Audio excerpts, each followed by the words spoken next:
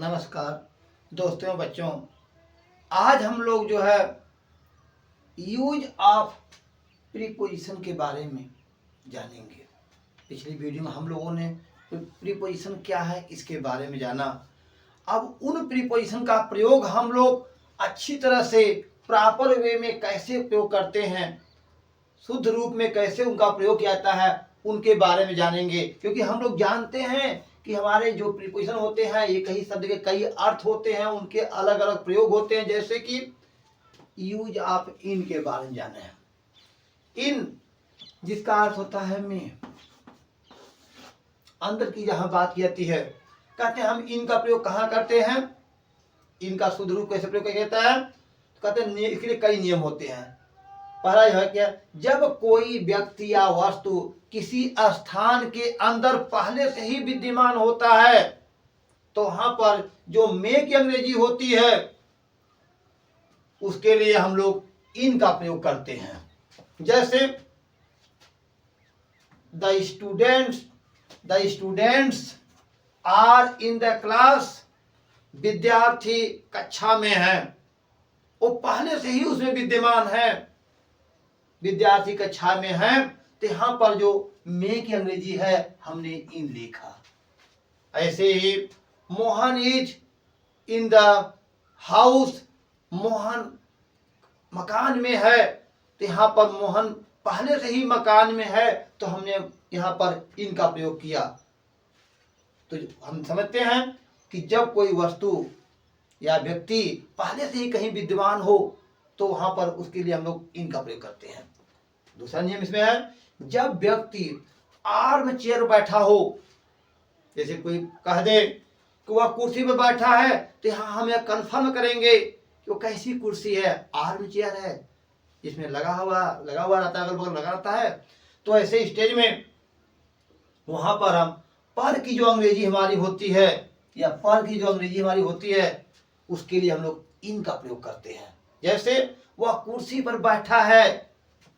बैठा है तो he is sitting on the chair, नहीं इन द चेयर करते हैं हम लोग। अगर ऑन करेंगे तो आर्म चेयर नहीं रह जाएगी। वैसे ही तीसरा देखते हैं, यदि कोई बिस्तर पर सोया हो तो उस पर की जो अंग्रेजी लिखी जाती है वह इन होता है। जैसे मोहन बिस्तर पर सोया है तो यहाँ पर जो हमारे पर है वैसे तो नियमतः पर की अंग्रेजी तो आन होती है, अपान होती है, अप होती है, भव होती है, लेकिन यहाँ पर बिस्तर की बात आ गई तो वह बिस्तर पर सोया है तो यहाँ पर की अंग्रेजी जो है हम लोग इन लिखते हैं। मोहन इज स्लीपिंग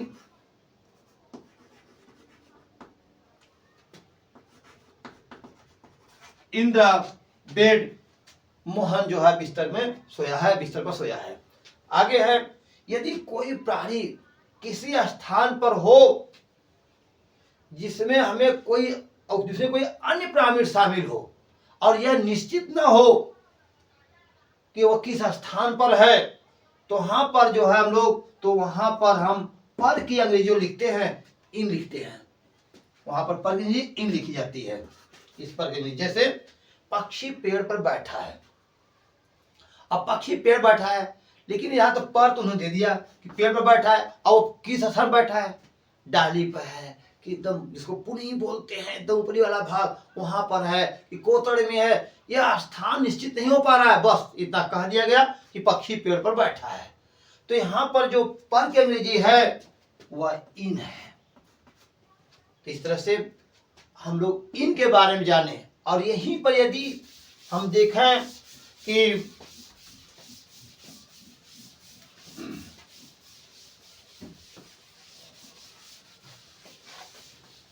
इन हमने देखा, अब यहीं पर हम सीखते हैं इनटू का प्रयोग हम कहां करते हैं।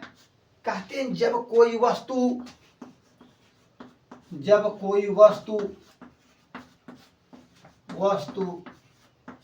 या व्यक्ति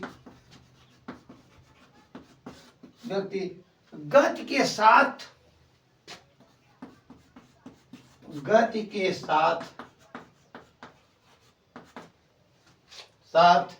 प्रवेश करे,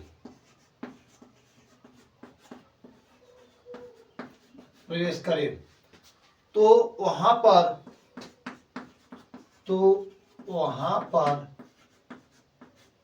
पर मे की अंग्रेजी मे के लिए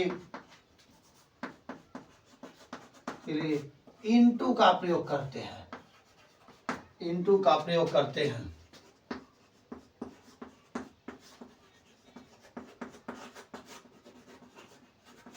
जैसे the fox fell into the well, into the well, यहां हमने इनटू लिखा। लोमड़ी कुएं में गिरी, तो यहां पर जब लोमड़ी तो बाहर थी लेकिन वह कहां गति के साथ अंदर चली गई, तो यहां पर हमारा इनटू का प्रयोग हुआ मे के लिए। ऐसे ही हम कह सकते हैं ही जंप्ड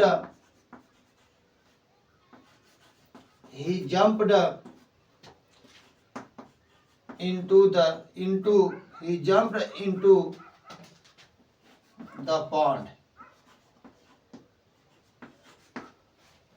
वह तालाब में कूदा। ही जंप्ड इनटू द वाटर, वो पानी में कूदा, वो बाहर था लेकिन उसमें अंदर चला गया, तो कूदने में गति हुई। यही गति ही को दिखाने के लिए हमने मे के अंग्रेजी क्या लिखा, इनटू लिखा। इस तरह से हम समझे कि जब गति के साथ कोई वस्तु किसी वस्तु में प्रवेश करती है तो वहां पर मे के जो होती है वह इनटू लिखी जाती है।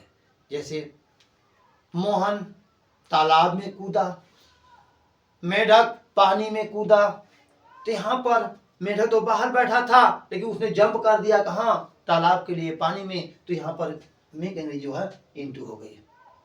आइए देखते हैं पर के लिए on, upon, up, above, over तथा एट का प्रयोग करते हैं। इसके लिए इन सब का प्रयोग हम लोग ऊपर के लिए करते हैं। अब देखिए आन का प्रयोग हम कहाँ करते हैं, कहते हैं आन का प्रयोग स्थिरता के लिए होता है। जब कोई वस्तु किसी वस्तु के ठीक ऊपर स्थिर अवस्था में हो, जैसे मेज पर जो किताब हम रख देते हैं तो सटी हुई अवस्था में हो, नदी की अवस्था में हो, लगी हुई अवस्था में हो, स्थिर होती है, तो वहां पर हम आन का प्रयोग करते हैं। जैसे the books are on the table, यहाँ पे जो आन का प्रयोग किया गया है, हम देख रहे हैं कि जो किताब है वह मेज पर है और मेज से सटी हुई अवस्था में है और उसके ऊपर है, तो वहां पर हमने आन का प्रयोग किया। ऐसे हम करना चाहिए, कह सकते हैं कि we are sitting on the bench, हम लोग बेंच पर ठीक बैठे हुए हैं, तो यहाँ पर हमारा क्या हुआ, आन का प्रयोग हमने कर दिया। वैसे ही अपान का प्रयोग गति के लिए होता है। जब कोई वस्तु किसी वस्तु के ऊपर ठीक गति के साथ आती है, जैसे the cat jump upon the table, बिल्ली तो दूर थी लेकिन वह कूद कहाँ आ गई, मेज पर आ गई, तो उसमें गति हुई और मेज पर कूदी, ऊपर कूदी, तो यहाँ पर ऊपर के लिए हमने अपान का प्रयोग किया। तो कोई वस्तु गति के साथ जब कहीं जाती है, किसी वस्तु के ऊपर जाती है, तो वहां पर हम लोग अपान का प्रयोग करते हैं। और तीसरा अप का प्रयोग कहाँ करते हैं, कहते हैं जब कोई वस्तु लंबवत अवस्था में हो, ठीक ऊपर हो लेकिन स्पर्श न करती हो, तो वहां पर हम लोग अप का प्रयोग करते हैं। जैसे the stars are up in the sky, तारे हमारे सर के ऊपर हैं, लंबवत अवस्था में हैं, तो वहां पर हमने इसके लिए अप का प्रयोग किया।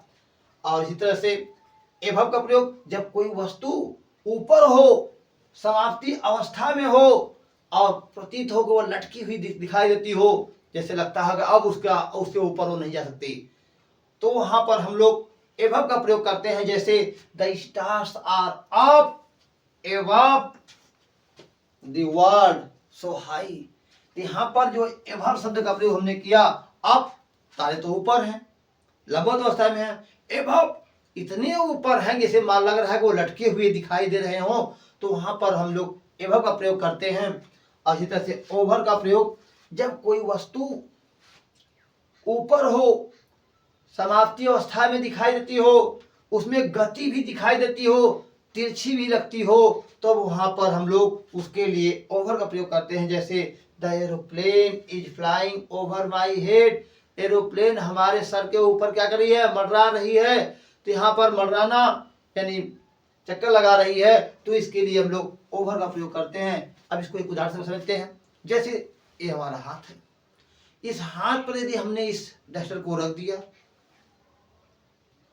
या इस चाक को लेते हैं, इस चाक को यदि हमने इस डस्टर के ऊपर रख दिया, तो यहां पर यह डस्टर ठीक ऊपर है, तो ठीक लगी हुई अवस्था में है, तो इसके लिए हमने आन का प्रयोग किया। लेकिन यह चाक कहीं इस हाथ से कूद करके इस डस्टर पर आती, ऊपर से आती है, कूद कर यहाँ जाती, जंप कर जाती या गिर जाती इसके ऊपर, इसमें जो गति होती वह गति हमारा क्या है, अपान के प्रयोग कर रहा है। इसके लिए हम पर ऊपर के लिए हम लोग अपान का प्रयोग करते हैं। अब की बात करते हैं, ये डस्टर हमारे सर के सतह तो नहीं है, इसके ऊपर है, ठीक अवस्था में ऊपर है, तो यहाँ पर हम देख रहे हैं कि ये जो हमारा ये अप है, ये अप अवस्था में है। लेकिन जब यही डस्टर हमारा ठीक ऊपर चला जाए, कितना हम ले आ सकते हैं उतना ले आया, और मालूम हो कि उससे ऊपर जाने की अवस्था में नहीं है, ठीक हमारे सर के ऊपर भी वो है, तो ऐसी अवस्था में यह जो है एभव का रोल करता है। यहाँ पर हम लोग एभव का प्रयोग करते हैं। लेकिन जब यही डस्टर हमारा लेफ्ट ऐसे ऐसे करता, गति करता रहता है, तो यह इसमें जो गति हमारे ऊपर तो है, सटा अवस्था नहीं है, लेकिन यह क्या है, इसमें गति दिखाई दे रही है। यही क्या हो रहा है, यही हमारा ओवर का रोल कर रहा है। लेकिन इसमें दो अवस्थाएं हो रही हैं, यह अप भी हो रहा है, एभव भी हो रहा है, और ओवर भी हो रहा है। अप कब, जब सर के ठीक ऊपर आ रहा है तो अप हो जा रहा है, अब कहीं बहुत ऊपर चला गया तो ओवर के रोल करेगा। लेकिन इसमें जो गति दिखाई रही तिरछे कहीं हो रहा है, तो ये क्या हो जा रहा है हमारा, ये हमारा ओवर हो रहा है। इस प्रकार से पर के लिए हमने आन, अपान, अप, एभव और ओवर जैसे शब्दों का देखा।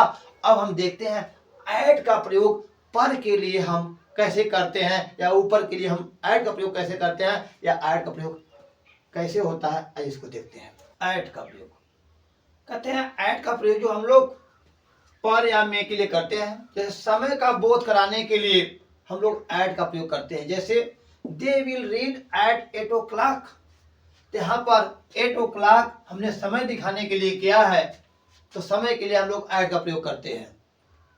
छोटे स्थान के लिए भी हम लोग ऐड का प्रयोग करते हैं, जैसे दे आर एट होम, वे घर पर हैं, यहाँ पर के लिए हमने ऐड का प्रयोग कर लिया। किसी देश के नाम के लिए हम लोग ऐड का प्रयोग करते हैं, सॉरी, किसी देश के नाम के लिए हम लोग इन का प्रयोग करते हैं। लेकिन उसी देश में यदि कोई एक छोटा सा स्थान दिखाना हो, तो वहां पर हम ऐड का प्रयोग करते हैं, तो देश के लिए हम इन का प्रयोग करते हैं। जैसे दे लिव इन इंडिया, तो यहाँ पर हमने इन का प्रयोग कर दिया है, और इसके आगे यदि हमको एक स्थान जोड़ देते, दे लिव इन इंडिया, वे उत्तर प्रदेश भारत रहते हैं, एट उत्तर प्रदेश, तो यहाँ पर जो है हमारा यहाँ ऐड का प्रयोग हम लोग कर लेते। अगला है दिशा का बोध कराने के लिए हम लोग ऐड का प्रयोग करते हैं। जैसे you are looking at me, you are looking at me, तो यहाँ पर देखने की बात जो कही जा रही है, तो वहां पर लुक के साथ हमेशा ऐड का प्रयोग करते हैं। इस बात को हमेशा हम लोग याद कर सकते हैं। उम्र का बोध कराने के लिए हम लोग ऐड का प्रयोग करते हैं। जैसे Mohan left school eight 10, Mohan जब 10 वर्ष का था तो उसने स्कूल को छोड़ा था, तो यहाँ पर हम लोग ऐड का प्रयोग किया है। कीमत बताने के लिए भी ऐड का प्रयोग किया जाता है। जैसे she got this book at Rs 55, उसने इस किताब को 5 रुपए में खरीदा। She bought a pen eight Rs 10, card बताने के लिए हम लोग ऐड का प्रयोग करते हैं। जैसे फादर इज डिलाइटेड, पिताजी आनंदित हो गए, खुश हो गए, प्रसन्नचित हो गए, क्यों, एट माई वर्क, मेरे कार्य को देख करके, मेरे कार्य से। तो यहाँ पर कार्ड बताने के लिए हम लोग ऐड का प्रयोग करते हैं। छोटे बड़ी जगह का अंतर करने के लिए यदि हमारे, जैसे हमने बताया था इस वहां पर, कि यदि हमारे छोटे बड़े 2 शहर हो जाए, तो वहां पर उनका अंतर करने के लिए जो बड़े शहर होते हैं उनके पहले हमेशा इन का प्रयोग करते हैं, जो उससे छोटे होते हैं उनके बाद हम लोग इन का ऐड का प्रयोग करते हैं, उनके पहले ऐड का प्रयोग करते हैं। जैसे मोहन लिव्ड, मोहन रहता है इन इंडिया, भारत में। भारत में कहाँ? एट उत्तर प्रदेश, उत्तर प्रदेश रहता है। तो अगर इसको हम ऐसे कह दें कि ही लिव्स, वो रहता है इन उत्तर प्रदेश, इन उत्तर प्रदेश।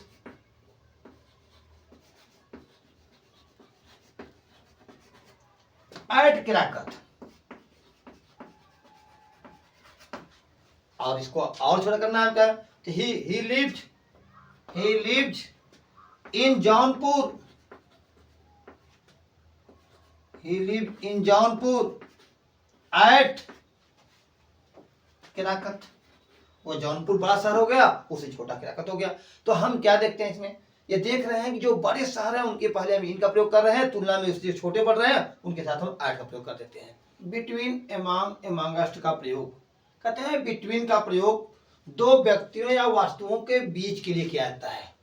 तो दो वस्तुओं की बात हो, दो व्यक्तियों की बात हो, उनके मध्य में कोई बात हो, तो वहां पर हम लोग बिटवीन का प्रयोग करते हैं। जैसे Ram is sitting between Mohan and Sohan. Ram, Mohan और सोहन दो व्यक्ति हैं, उनके बीच में बैठा हुआ है। तो यहां दो की जब बात आई तो हमने बिटवीन का प्रयोग कर लिया। ऐसे ही यदि दो से अधिक व्यक्तियों या वस्तुओं की बात की जाए और उनके बीच में कोई वस्तु हो या व्यक्ति हो, तो उनके लिए हम एमॉन्ग का प्रयोग करते हैं। जैसे Ram is sitting, Ram is sitting, Ram is sitting, Ram बैठा हुआ है। अब यहां दो व्यक्ति की बात नहीं है, बहुत से व्यक्ति होंगे। Ram is sitting among, Ram is sitting among the villagers. Ram गांव वालों के मध्य में बैठा हुआ है। तो यहाँ पर गांव वाले बहुत से लोग जुटे हुए हैं, उनके मध्य में यदि राम है, ज्यादा लोग हैं तो उनके बीच में यदि कोई है, तो वहां पर हम लोग एमॉन्ग का प्रयोग करते हैं। अगला जो हमारा है एमॉन्गस्ट। एमॉन्ग और एमॉन्गस्ट में ज्यादा अंतर नहीं होता, विशेष अंतर नहीं होता है। ये दोनों तो ज्यादा व्यक्तियों या वस्तुओं के बीच में कोई रहता है तो उनके मध्य के लिए इनका प्रयोग करते हैं। कहते हैं कि बहुत अधिक व्यक्तियों वस्तुओं के लिए ही इनका ही प्रयोग होता है। अंतर अगर थोड़ा है, इनको समझना है तो इतना समझ सकते हैं कि जहां हम एमॉन्ग का प्रयोग करते हैं वहां हम एमॉन्गस्ट का भी प्रयोग कर सकते हैं और करते भी हैं। लेकिन ध्यान देने की बात सिर्फ इतना है कि यदि एमॉन्गस्ट के बाद कोई वावेल आ जाए, तो वहां पर हम एमॉन्ग का प्रयोग न करके एमॉन्गस्ट का प्रयोग करते हैं। जैसे राम इज सिटिंग, एमॉन्गस्ट का यहां राम इज, जैसे राम इज सिटिंग, राम बैठा हुआ है। कहां बैठा हुआ है राम? देख लीजिए, राम इज सिटिंग, राम बैठा हुआ है। कहां बैठा हुआ है? एमॉन्गस्ट अस। यहां पर देख रहे हैं एमॉन्गस्ट के बाद अस आ गया है। जो अस है यह वावेल है, इसलिए यहां पर हम एमॉन्ग का प्रयोग न करके एमॉन्गस्ट का प्रयोग कर दिए हैं।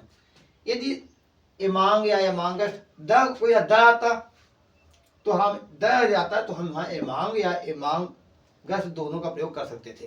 सावधानी देनी है कि यदि एमॉन्गस्ट के बाद कोई वावेल आ जाए तो हम वहां एमॉन्ग का प्रयोग न करके केवल एमॉन्गस्ट का प्रयोग करें। इस तरह से हमारा बिटवीन, एमॉन्ग और एमॉन्गस्ट का प्रयोग इस तरह से हम लोग करते हैं और अपने वाक्यों को शुद्ध करते हैं। जो अगला हमारा है फ्रॉम, बाय, टू, विद का प्रयोग से के लिए। कहते हैं फ्रॉम का प्रयोग स्थान से अलग होने का भाव, समय तथा स्रोत के भाव के लिए किया जाता है। जब हम किसी स्थान से अलग होते हैं तो वहां पर हम फ्रॉम का प्रयोग करते हैं। जैसे वह गांव से आया, तो वह गांव से आया तो गांव से वह अलग हो गया, तो ही केम फ्रॉम विलेज वह जन्म से अंधा है, तो he is blind from birth. कह रहे हैं कि यहाँ तो समय की बात है कि भाई जन्म से वह समय की बात है। वैसे ही यह पंक्ति गीता से ली गई है। These lines are from the Gita. तो यहाँ पर हम देख रहे हैं कि जो अलग होने का जो भाव मिल रहा है, वह अलग होने का भाव ये में क्या करता है, फ्रॉम का प्रयोग हम करते हैं। वैसे ही बाई का प्रयोग कहाँ करते हैं हम लोग, कहते हैं जो साधन समीपता के लिए हम लोग बाई का प्रयोग करते हैं। जैसे he went to school by bus, वह स्कूल बस से गया, तो यहाँ बस एक साधन था। He was beaten by stick, he was beaten by stick, वह छड़ी से मारा गया, पीटा गया उसको। तो यहाँ पर स्टिक जो शब्द है वह साधन है हमारा। वैसे ही टू का प्रयोग हम कहाँ करते हैं, कहते हैं टू हमेशा समीपता जुड़ने के लिए किया जाता है। जैसे he went to school, he went to school, वह स्कूल गया। यहाँ टू शब्द हम नजदीक हो गए, समीप हो गए। कहाँ, he went to school from home, वह घर से स्कूल गया, घर से अलग हुआ और जुड़ने के लिए कहाँ जुड़ गया, स्कूल गया। He went to school from home.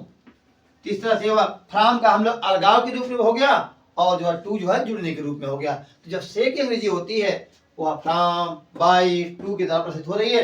अब कहते हैं विद का प्रयोग हम कहाँ करते हैं, विद, इस विद का प्रयोग हम कहाँ करते हैं, कहते हैं जब किसी टूल्स का प्रयोग एजेंट या डोयर के रूप में किया जाता है, यानी करने वाला यदि हो तो उसके माध्यम से यदि हो रहा है, तो कहते हैं कि वहां पर हम विद का प्रयोग करते हैं। कहते हैं कि बिहाइंड का प्रयोग स्थान के लिए किया जाता है, जबकि आफ्टर का प्रयोग समय के लिए होता है। जैसे अब बिहाइंड का प्रयोग हम देखते हैं, जैसे Ram is standing, Ram is standing, Ram is standing, Ram खड़ा है। राम कहाँ खड़ा है, कोई स्थान बताइए। तो Ram is standing behind the tree, और पेड़ के पीछे खड़ा है। बिहाइंड द वॉल, दीवार के पीछे खड़ा है। और ऐसे ही आफ्टर को हम कहा करते हैं, कहते हैं समय के लिए होती है। अब the constable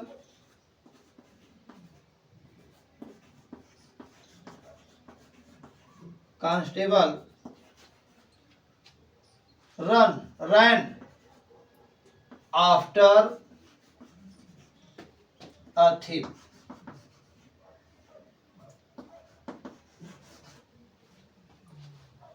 the constable rain after a thief. यहाँ जो कांस्टेबल है वह एक थीफ के पीछे दौड़ा, यानी बाद में दौड़ा। तो कह रहे हैं पीछे, दोनों बिहाइंड वाले पीछे, आफ्टर वाले पीछे या बाद में। तो कह रहे हैं कि the constable rain after a thief, वो उसके पीछे दौड़ा। यहाँ समय की बात है, वो दौड़ रहा था, पीछे दौड़ा था। Ram is standing behind the tree, Ram जो है पेड़ के पीछे खड़ा है। तो यहाँ पर हम देख रहे हैं कि जो बिहाइंड शब्द है वह पीछे के लिए है, जबकि आफ्टर भी तो पीछे है, लेकिन वह समय के लिए है। अब हम देखते हैं अगला, बिसाइड तथा बिसाइड्स का प्रयोग हम कब करते हैं, बिसाइड्स का प्रयोग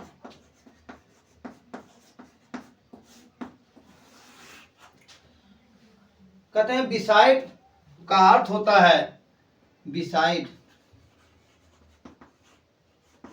बिसाइड का मतलब है, बिसाइड का मतलब बाय द साइड ऑफ, यानी निकटता के लिए।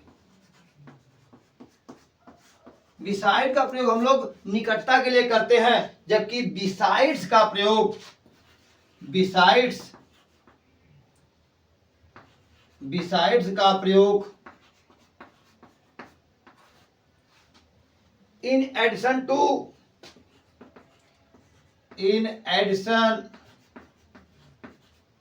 टू, यानी के अतिरिक्त के लिए, के अतिरिक्त के लिए, के अतिरिक्त।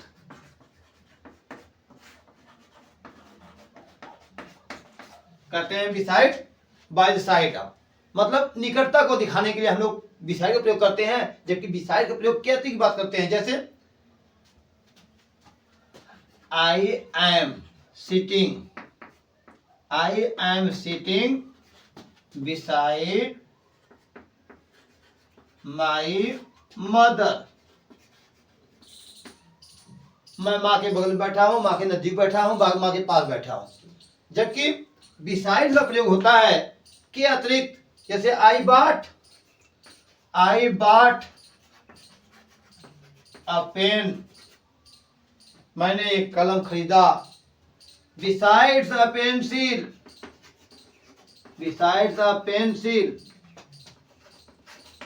एक पेंसिल के अतिरिक्त मैंने एक कलम पेंसिल का अतिरिक्त खरीदा।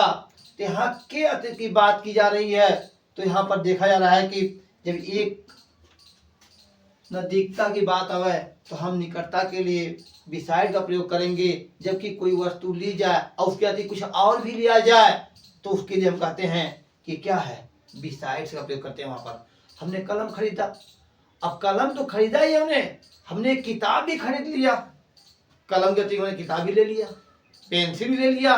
तो यहाँ जितनी भी चीजें हम के अतिरिक्त करते जा रहे हैं वो सारी हमारे बिसाइड के प्रयोग में चली आ रही हैं। अब अगला हमारा है ऑफ का प्रयोग।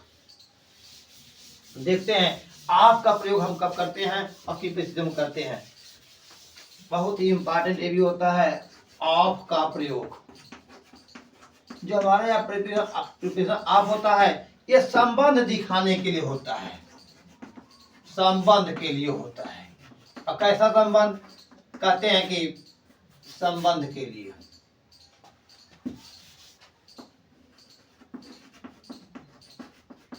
जो हमारा का के की का भाव मिलता है तो वहां पर हम लोग आप का प्रयोग करते हैं। का के लिए का के की, का के की जैसे जब भाव मिलते हैं तो वहां पर हम लोग संबंध दिखाने के लिए आप का प्रयोग करते हैं। जैसे this is the book of Ram, यह किताब जो है राम की है। This chair is made of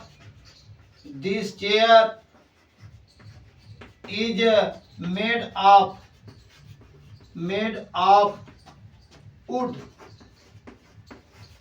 यहाँ पर यह कुर्सी जो है बनी हुई किससे बनी हुई है, कह रहे हैं तो लकड़ी से बनी हुई है। तो लकड़ी से बनी है, यहाँ पर हमने आपको उपयोग कर दिया।